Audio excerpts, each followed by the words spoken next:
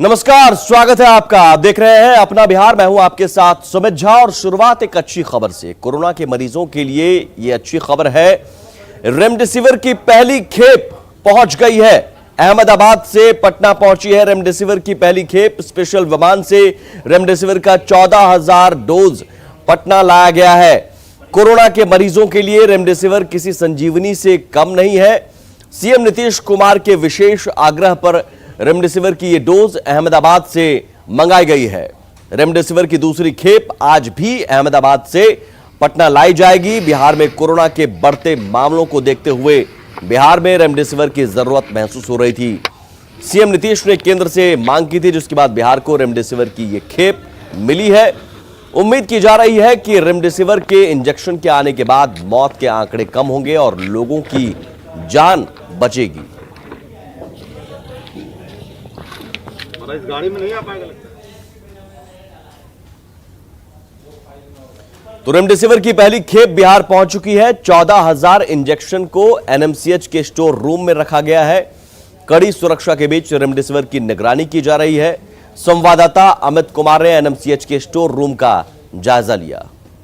Remdesivir की कमी जो है वो बिहार में देखने को मिल रही थी और मुख्यमंत्री नीतीश कुमार ने जो है वो इस कमी को दूर करने का बीड़ा उठाया। आपात बैठक बुलाई। आपात बैठक बुला करके अहमदाबाद से विशेष विमान से जो है रेमडेसिविर दवा जो है वो मंगवाया। कल 1 बजे रात के करीब में जो है वो रेमडेसिविर दवा जो है वो यहाँ पे पहुंचा है। कड़ी सुरक्षा के बीच जो है आप देख सकते हैं कि इस वैन से जो है वो रेमडेसिविर की दवा जो है वो यहाँ एनएमसीएच जो मेडिसिन स्टोर जो बिल्डिंग है वहां पे पहुंचा और उसके बाद इस दवा जो है यहाँ पे रखा गया है और यहाँ कड़ी सुरक्षा में जो है वो यहाँ रखा गया। सीसीटीवी जो है वो लगा हुआ है। यहाँ पे सीसीटीवी के जरिए जो है नजर भी रखी जा रही है और ये जो है रेमडेसिविर दवा जो है जो एक बड़ी खेप जो कल देर रात 1 बजे के करीब में जो है वो एनएमसीएच जो है यहाँ पे रखा गया है। मेडिसिन स्टोर जो बिल्डिंग है यहाँ पे रखा गया है और अब इसे जो है ड्रग कंट्रोलर के माध्यम से जो है वो उन स्टॉकिस्ट तक पहुंचाया जाएगा जो रेमडेसिविर दवा जो है वितरित करेंगे। और बताते चलें कि ये रेमडेसिविर दवा की जो एक खेप जो है वो आज एक बार फिर जो है बिहार आने वाली है। विशेष विमान से जो है ये दवा की खेप जो है वो बिहार आएगी और फिर उन्हें यहाँ ला करके रखा जाएगा।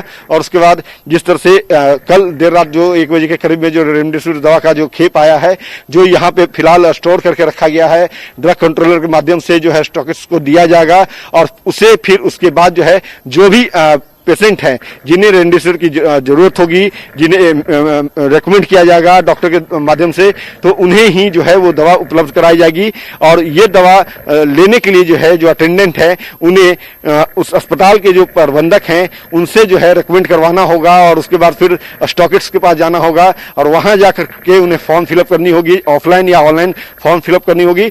और उसके बाद स्टॉकिस्ट जो है उस दवा को, रेमडेसिविर की दवा को जो है वो उस अस्पताल तक, चाहे वो सरकारी हॉस्पिटल हो या निजी हॉस्पिटल हो, वहां जो है मुहैया कराएंगे और फिर अस्पताल प्रबंधक जो है उस दवा को जो है उस मरीज को देंगे जिन्हें रेकमेंड किया गया होगा डॉक्टर के द्वारा। तो ये कोशिश जो है वो इस लिए की गई है कि कहीं भी कोई गड़बड़ी ना हो, रेमडेसिविर दवा जो है उसकी ब्लैक मार्केटिंग ना हो। और इसी बात को ध्यान में रखते हुए रेमडेसिविर दवा जो है वो इस तरह से कड़ी सुरक्षा के बीच जो है वो लाई गई है, पटना में एनएमसीएच में रखा गया है। स्टॉकिस्ट के पास जो है वो पहुंचाया जाएगा ड्रग कंट्रोलर के माध्यम से और फिर उसका वितरण जो है वो पूरी प्रक्रिया होने के बाद ही जो है वो की जाएगी। कैमरा पर्सन सुबोध के साथ अमित कुमार, न्यूज़ 18 पटना। और कोरोना संकट के बीच एक और राहत की खबर है। 1 मई को भारत पहुंचेगी स्पुतनिक वैक्सीन। कोरोना के खिलाफ जंग और तेज होगी।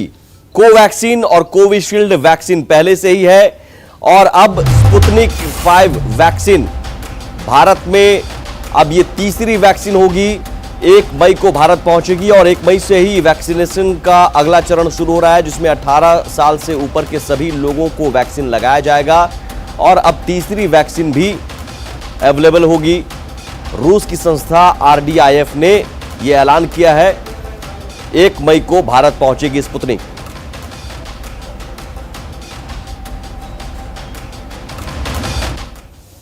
और बिहार में कोरोना के मरीजों की संख्या भले ही बढ़ रही है, लेकिन पिछले 24 घंटे में इस पर थोड़ी ब्रेक लगी है। पिछले 5 दिनों की बात करें तो 22 अप्रैल को 11,489 केस मिले थे। वहीं 23 अप्रैल को 12,672 केस मिले, जबकि 24 अप्रैल को 12,359 पॉजिटिव केस मिले।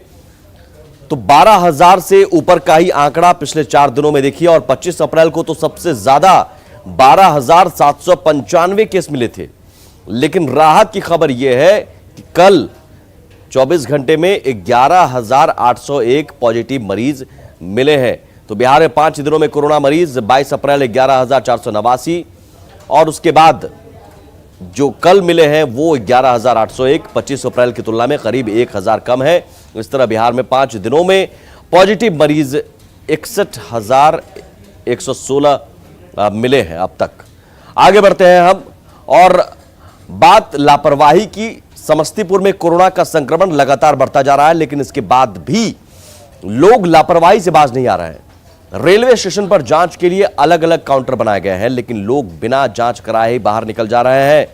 लोगों की इस लापरवाही का जायजा लिया न्यूज 18 संवाददाता मुकेश कुमार ने।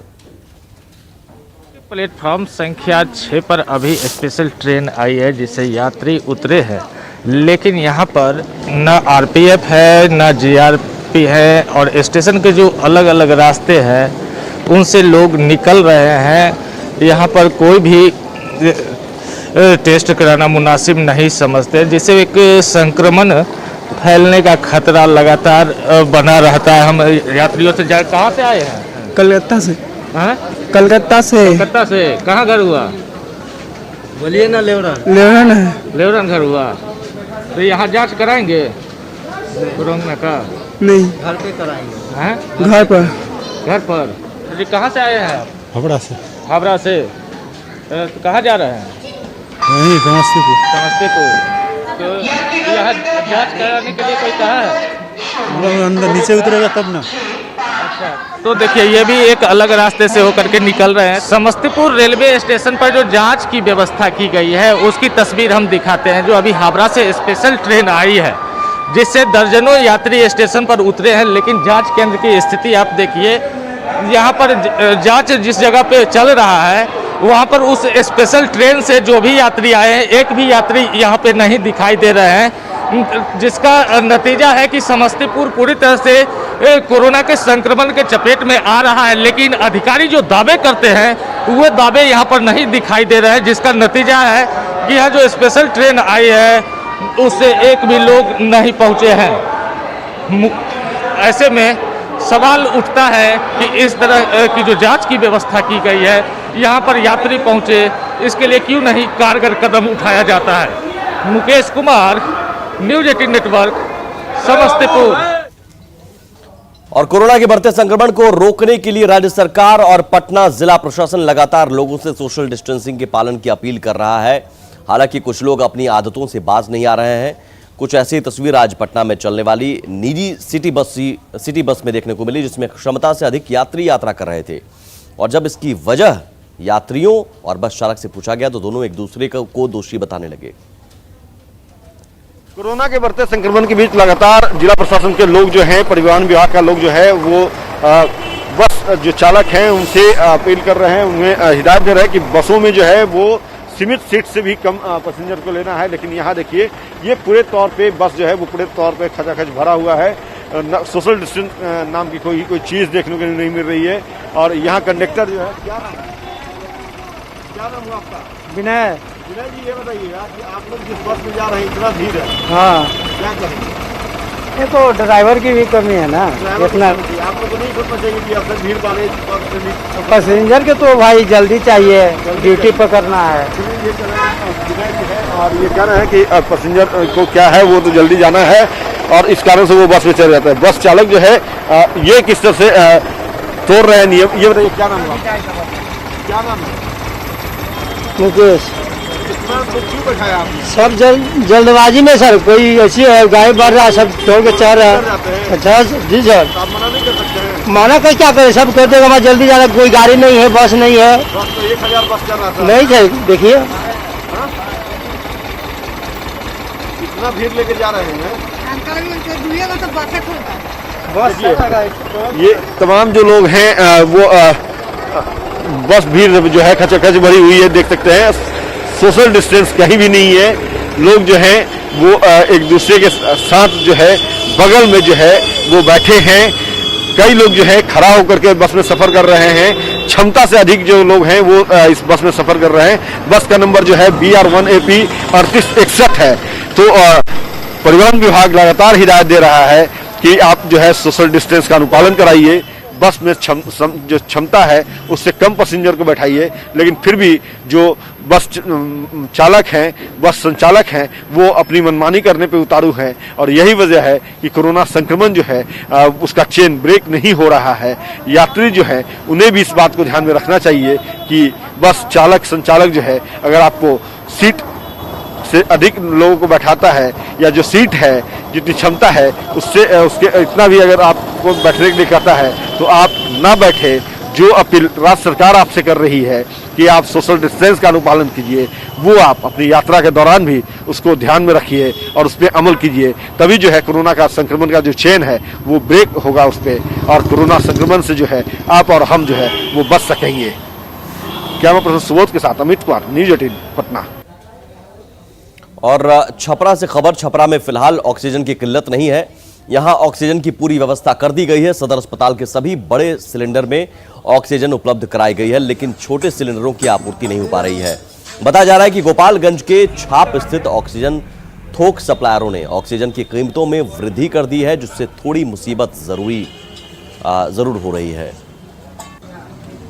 कोरोना संकट के बीच बिहार में ऑक्सीजन की कमी की खबरें आ रही है, लेकिन छपरा में हालात थोड़े बदले हुए नजर आ रहे हैं। यहाँ ऑक्सीजन की फिलहाल कोई कमी नहीं है, पर्याप्त ऑक्सीजन सप्लाई का दावा किया जा रहा है। यहाँ पे हमारे साथ ऑक्सीजन सप्लायर, इनसे हम बात करते हैं।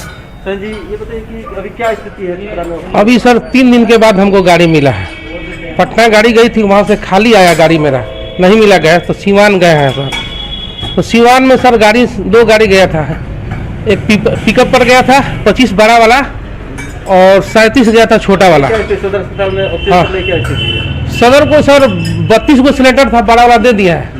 और सिवान में छोटा वाला सिलेंडर नहीं भर रहा है, B-टाइप। उस सब सिलेंडर सिवान से वापस आया है और डबल रेट ले रहा है। डबल रेट लेने के बाद भी उसमें भी गैस कम भर रहा है।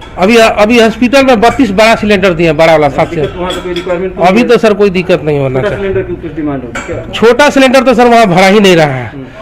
टोटल सर सिलेंडर वापस कर दिया, कह रहा है कि यहाँ पर नहीं भराएगा सिवान वाला। ऑक्सीजन की जो दिक्कतें हैं वो कहीं ना कहीं थोड़ा थोड़ा करके काम जरूर चल रहा है। आज भर यहाँ स्टॉक है, आज भर काम चल जाएगा, लेकिन सबसे अहम बात यह है कि ऑक्सीजन का जो रेट बढ़ा दिया गया सप्लायर द्वारा, इसके कारण काफ़ी दिक्कतों का सामना करना पड़ा। क्योंकि पटना में जो सिलेंडर 20-22 रुपये मिल रहा है वो सीधे 45 रुपये रेट वसूला जा रहा है गोपालगंज के सप्लायर द्वारा। तो कहीं ना कहीं इसमें ये माना जा सकता है कि लोग आपदा को भी अवसर समझ रहे हैं और कहीं ना कहीं इस ऑक्सीजन की कालाबाजारी का दौर भी शुरू हो गया है। संतोष गुप्ता, न्यूज़ 18 छपरा।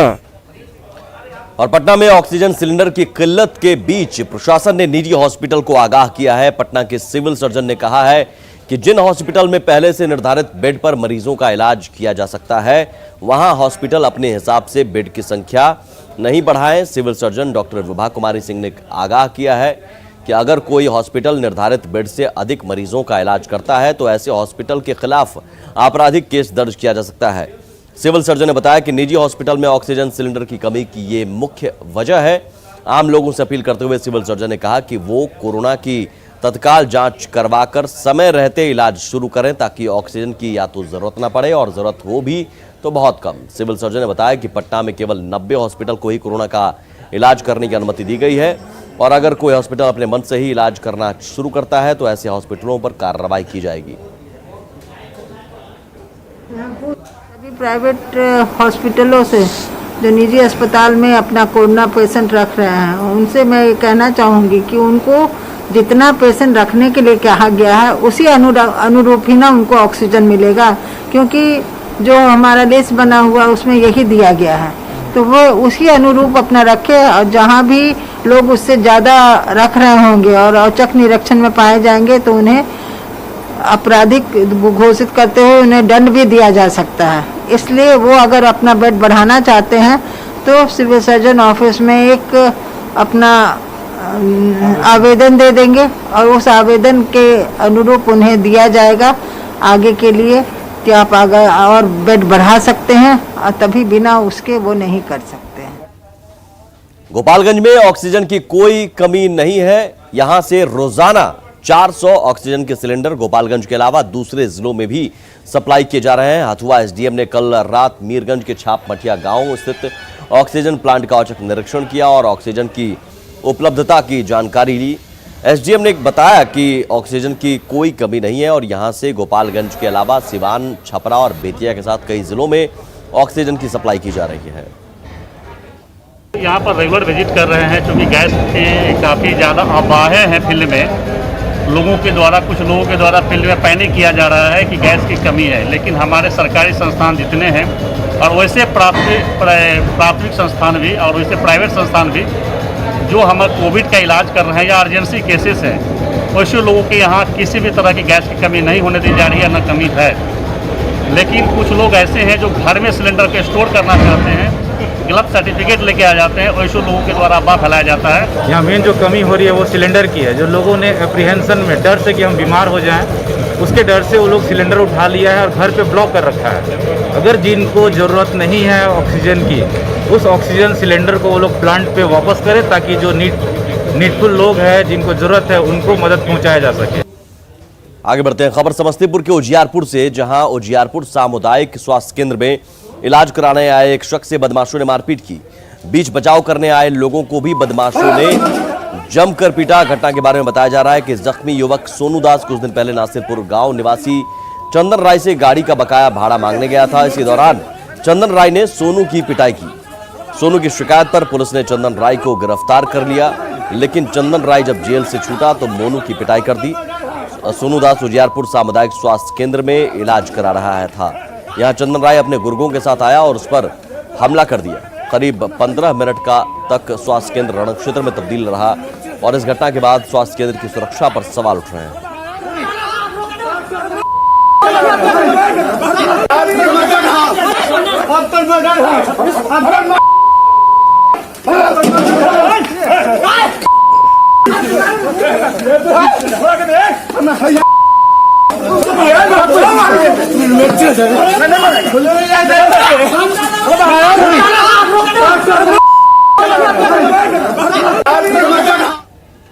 बारात से आ रहे थे तो उसी समय गेट बंद थी और सरोता से पार करना स्टार्ट किया, जिसमें मेरा ये सर मेरा फटा हुआ है।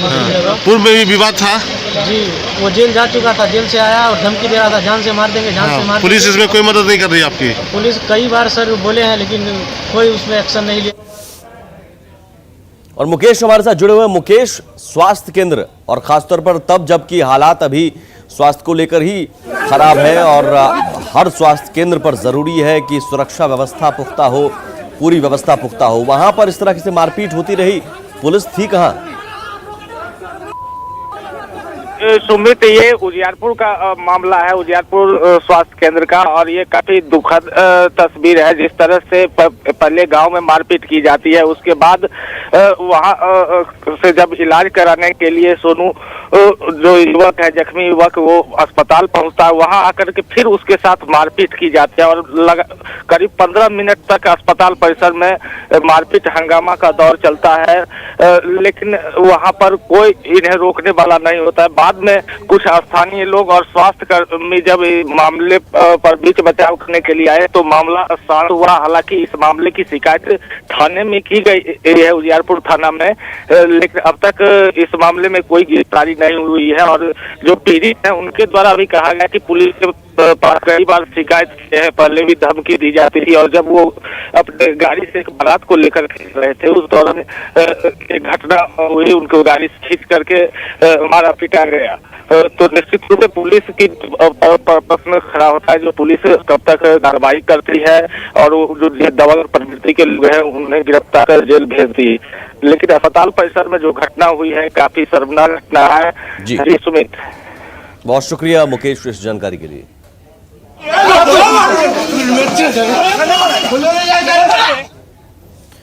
और पटना से बड़ी खबर है, एक निजी अस्पताल की बड़ी लापरवाही दिखी है। बिना इजाजत कोविड मरीजों को भर्ती किया था, ऑक्सीजन खत्म होने का बहाना कर फिर मरीज को निकाल भी दिया। जिला प्रशासन ने अस्पताल को इजाजत नहीं दी है कोविड मरीजों के इलाज की। 90 जो अस्पतालों की लिस्ट जारी है उस लिस्ट में ओम पाटलिपुत्रा अस्पताल का नाम है, ओम पाटलिपुत्रा का नाम शामिल नहीं है। फिर भी गंभीर कोविड मरीजों को अस्पताल ने पहले भर्ती किया और फिर उसके बाद अपने हाल पर छोड़ दिया। पैसे कमाने का ये धंधा एक तरह से आप इसे समझ सकते हैं कि बिना इजाजत कोविड मरीजों को भर्ती करते हैं और इलाज पूरा किए बगैर अपने हाल पर मरीज को छोड़ देते हैं। सवाल है कि सिविल सर्जन ने जब कह दिया, डीएम ने जब आदेश जारी कर दिया कि 90 अस्पताल के अलावा और कोई भी कोविड मरीजों का इलाज नहीं करेगा, तो फिर कैसे अस्पताल अपनी मनमानी कर रहे हैं। रजनीश हमारे साथ जुड़े हुए हैं। रजनीश, अभी हमने सिविल सर्जन का बयान भी सुना, डीएम साहब ने कल लिस्ट भी जारी की थी, लेकिन बावजूद इसके अस्पताल अपनी मनमानी कर रहे हैं। ये पैसे कमाने का धंधा। बिल्कुल सुमित, ये पूरी तरह से मरीज को गुमराह करने का काम किया गया है। ओम पाटलिपुत्रा हॉस्पिटल है भगवत नगर में, बाईपास में, और इसने जिला प्रशासन को कहीं ना कहीं गुमराह किया है, मरीज को गुमराह किया है। और बता दें आपको कि अभी जिस तरह से कई मरीज के परिजन बता रहे हैं कि उनको बाहर निकाल दिया गया है पेशेंट को, यह कहकर कि ऑक्सीजन खत्म है, क्योंकि ऑक्सीजन की सप्लाई वास्तव में नहीं होगी क्योंकि वो सूचीबद्ध नहीं है। अभी पूरे मामले पर अब जिलाधिकारी चंद्रशेखर सिंह को जब न्यूज 18 ने कॉल किया है तो उन्होंने साफ कहा है कि ये बड़ी लापरवाही है और पूरे मामले में जिलाधिकारी ने जांच का आदेश दे दिया है। अभी आपको बता दें, अपडेट खबर यह है कि डीएम पटना ने जांच का आदेश दे दिया है कि आखिर 90 अस्पताल में ओम पाटलिपुत्रा शामिल नहीं है, फिर इसने मरीज को क्यों एडमिट किया।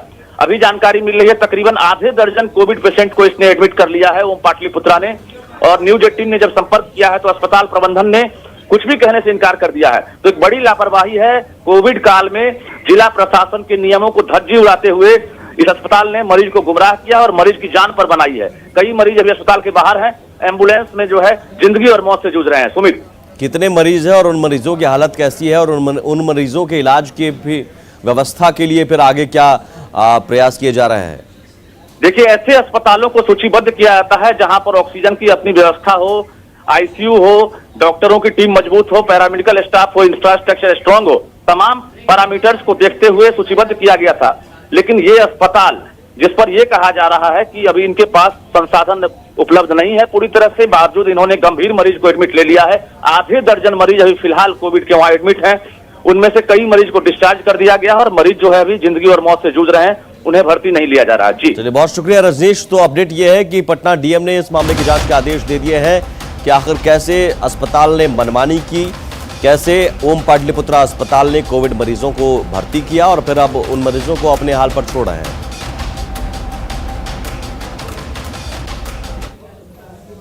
और इसी के साथ इस बुलेटिन में इतना ही। आगे भी खबरों का सिलसिला लगातार जारी है।